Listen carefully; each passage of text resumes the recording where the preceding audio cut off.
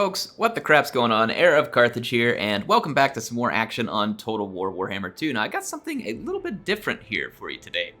Now, most of us know that sometimes it's not so easy to get the AI to do what you want whenever it's your teammate. It will be a little bit crazy and kind of operate in a world all its own. Now, that said, what would happen if you had to have an AI teammate in a tournament? Well, the replay that was sent to me today by XMT Way is actually just that. He says it's a battle from an off-meta tournament hosted by RTAK Human Boy, yes. It's called AI Partners.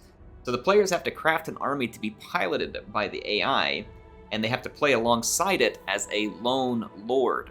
So, for instance, this Beastman army might be my AI army that I had selected, and I'm going to play alongside it as a lone lord. Let's say that I choose Gorok, and then this would be my team, and then my opponent would build a team, and so I would only have control of Gorok, while I have to hope that the AI pilots this army well against whatever, let's say that my opponents, obviously I can't put another player over here, but you get the idea, right? So that's going to be the format of this tournament. It's definitely not your standard tournament game, and you know what? I like crazy things that are different, so let's go check this out. So here we go, it's XMT Way up against Odium, it's either Daster or Dactor. I'm gonna go with Dak for short here. Hopefully I'm not butchering it too bad. But basically you're gonna have Lewin leading an Empire army of AI versus Teclis leading a Dwarf AI army. If we take a look at the two armies, Lewin is up in the air alongside Karl Franz, so that'll be a lot of air power and mobility. There are some Outriders here, there's two of those, and then two with grenade launchers. AI does tend to be pretty stingy about engaging its missile cavalry, so this is an interesting pick, especially against the dwarves. There are some Empire Knights here, and then there are some Spearmen, a Grey Wizard, who is going to immediately drop a Pit of Shades right on top of an Ironbreaker, so not a bad result so far for Lewin. There's Belagar Ironhammer for the dwarves, then we're going to have Ironbreakers, Longbeards, Thunderers. There are 3 units in total of Thunderers, and then a couple of units of Slayers, and the Lord is Belagar Ironhammer. Now, Teclis, as far as his support, obviously has his Potion of Sheroid, has got the Fiery Convocation, gonna have Chain Lightning and some other anti-blob tools like Flock of Doom.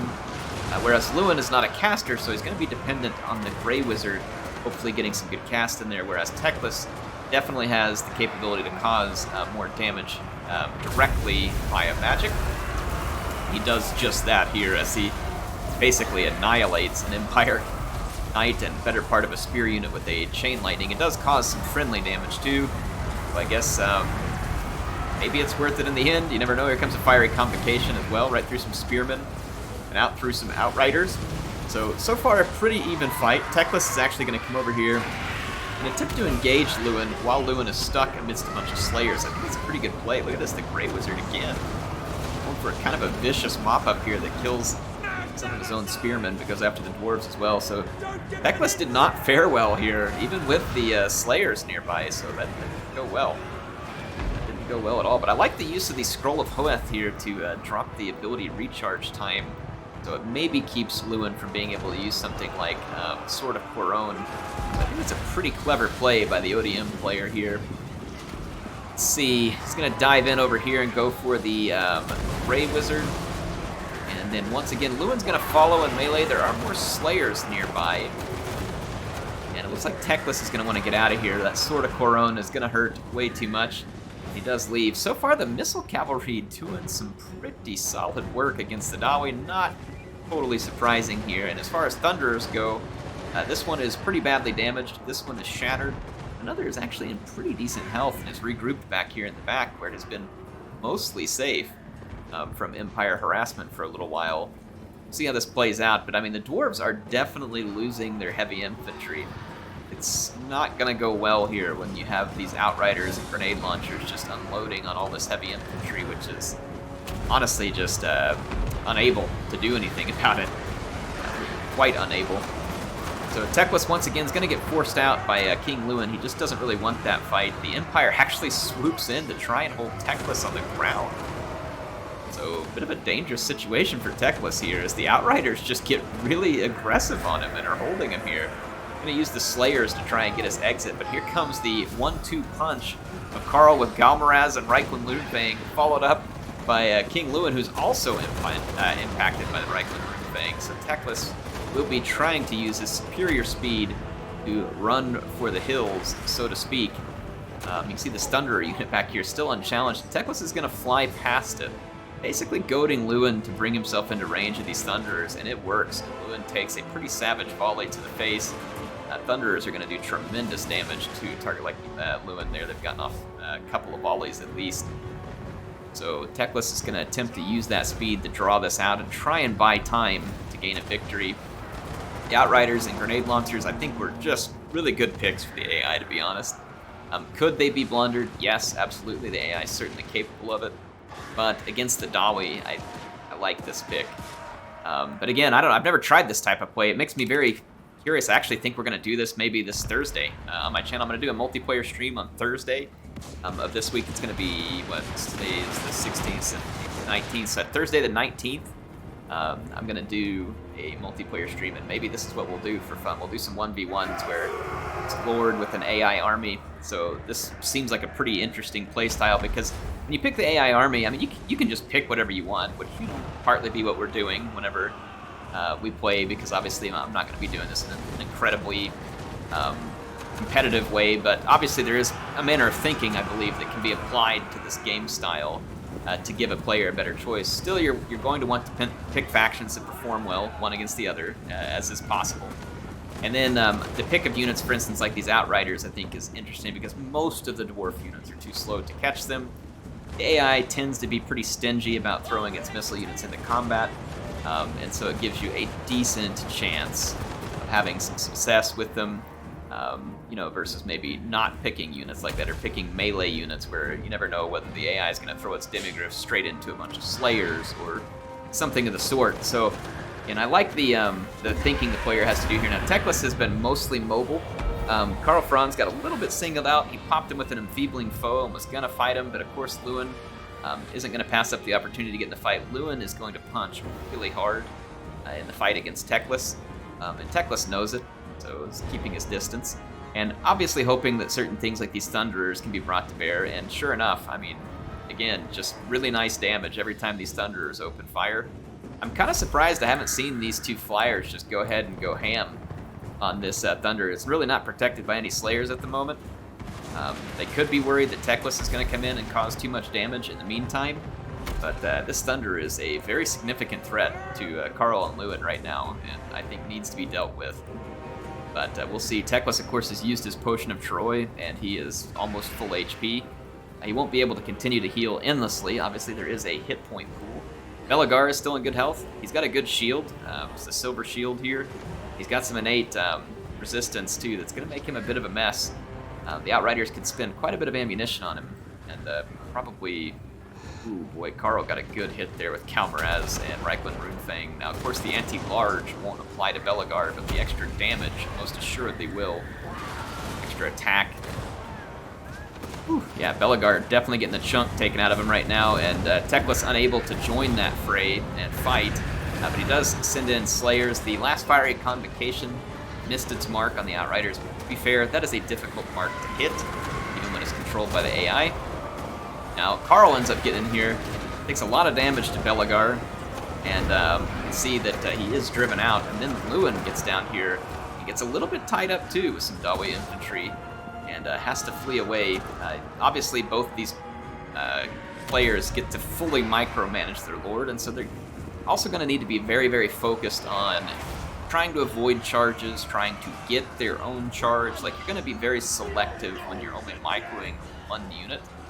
So I think it becomes very imperative that each player does an excellent job at micromanaging that particular unit. You can see the Outriders with grenade launchers finally come out here to rattle up these Thunderers, put some damage on them, because those Thunderers were just absolutely going ham. You see the Thunderers still ignoring grenade launchers and still trying to shoot King Lewin. This is a typical AI behavior. They try really hard to shoot the highest value targets around, typically, which the general rule is probably a decent behavior, but I mean, these Thunderers easily could have mowed down the Outriders before they got into range. So this is a failing of the AI, failing against itself. AI failed against itself. Yeah, I mean, that is just how the AI, you can see it never even attempted to target the Outrider with Grenade Launcher. So as the fight continues, Lewin's going to dive in, try and do some work against Belegar. Karl's going to come roaming back in here. Not a lot of health, but any charge that he gets will be definitely help for King Lewin. You can see that, speaking of charges, Teclis is going to attempt to get out and avoid taking any more damage in that scenario. And then the AI actually throws its cavalry in to pin him on the ground. There's a couple of Slayers and Belegar, not wildly powerful.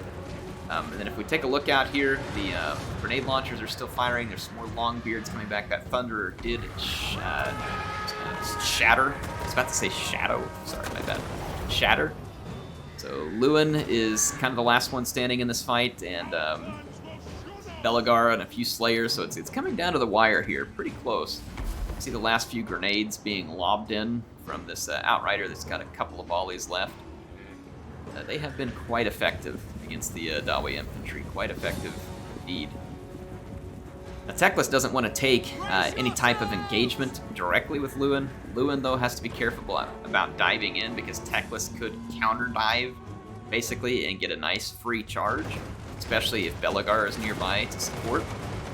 Belegar there took a load of grenades to the face, so he's not really loving that. The grenades do pretty high damage. They're not armor-piercing, per se, but do some pretty good damage. Now, Lewin gets left alone for a second, so he's going to take the opportunity to go out here and shatter those Longbeards. Exactly what he accomplishes. Second to last volley of grenades come in. Belegar weathers it okay, but his Slayers did not. Here comes those final volleys of grenades. So all of the ammunition getting spent here. Definitely a good thing for the Empire. Or for the King Lewin player here, which is Wei. And then, of course, ODM, call him Dak for now, playing Teclis. And you can see here, he lets Lewin take that charge so that he can go for the charge. He's used his scroll here, but the Sword of Coron has already popped, unfortunately for Teclis. And so it's going to be a fight that's not going to fare well for Teclis at the moment. The Sword of Coron is a massive debuff, but of course the Enfeebling Foe was hit at the same time, so it balances some as you go through there. But this is already a fight that would have been difficult for Teclis when it just comes down to head-to-head. And we're going to see this one literally come down to the two players themselves, their two units. Quite an epic battle here. There are some regrouped Outriders out here, though they're very weak and aren't likely to play any significant role in the fight. So a close game and an interesting one, like I said, to see how those played out in the end. If we take a look at Wei here, let's look at the value he got out of Lewin. Really good value, 4,283. Let's look at the value off Teclis, 3,681. Not bad at all. It's definitely nothing to laugh at. Like, that's some pretty solid value. But look at this, 1722 out of an AI Outrider grenade launcher. Wow. 1951 out of that one, 1725, 984. All of these are, I mean, there's only one Outrider that didn't pay for itself. And we take a look at the other units here. They're not going to end up being all that effective. I'm not terribly surprised. The Grey Wizard was probably close to paying for itself. And Franz getting there, but not quite. Let's go take a look at Belegar's army so we can see Belegar did okay. Iron Longbeards all did poorly, but there was really not much for them to do well against. This Slayer did fantastic at 1768. The Iron Breakers were not able to perform here. And then one Thunderer, yep, this one right here, 2876. That is obscene value. That's the one that didn't get killed very quickly. So they got some really solid value out of that Thunderer. Anyway, hopefully y'all enjoyed this. A little bit of different type of gameplay here. I thought this was really interesting. Like I said, I'm going to play some of this Thursday, my multiplayer stream, so feel free to join me and we'll give it a try because I really like the way this plays out. It's just something different, a different game type to enjoy and give us a different way to play the game. So I love the creativity that went into it. And appreciate Wei sending this over to me. Had a good time watching it. Thanks to his ODM opponent here for a really fun and well-fought battle. So, again, enjoyed it. Anyway, HeirofCarthage signing out for now. I will see you all soon with some more action in Total War Warhammer 2.